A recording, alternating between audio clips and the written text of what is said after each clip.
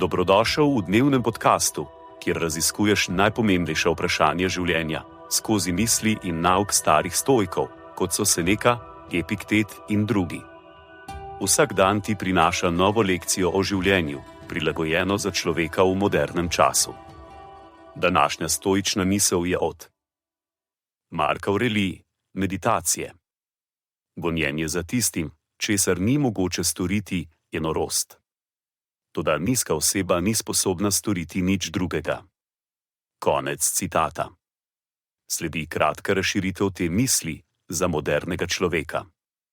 Mark Aurelij nas opozarja na zasledovanje nerealnih ciljev in kako to lahko pripelje do občutka nemoči in frustracije. Obstajajo stvari v življenju, ki jih preprosto ne moremo spremeniti, in priznanje teh omejitev je ključnega pomena za naše duševno zdravje in notranji mir. Recimo, da tekmujete s kolegom za napredovanje, ki ga na koncu pridobi druga oseba. Čeprav se morda počutite razočarane, ni v vaši moči, da bi spremenili odločitev vašega vodje. Nenehno obujanje te situacije in razmišljanje, kaj bi lahko storili drugače, ni produktivno in vas lahko vodi v stanje stresa in frustracije. To ne pomeni, da se ne bi smeli potruditi in se truditi za svoje cilje. Vendar pa je pomembno razlikovati med tistim, kar lahko nadzorujemo, in tistim, kar ne moremo.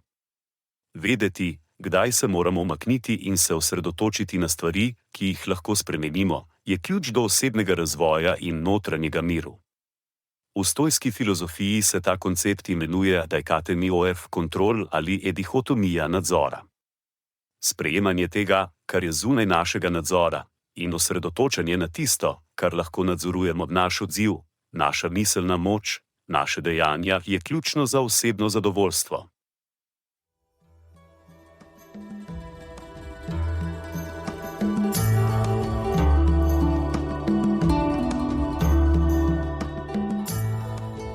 Kot pravi Seneca, nič ne osrečuje toliko kot ljubeča in zvesta prijateljstva.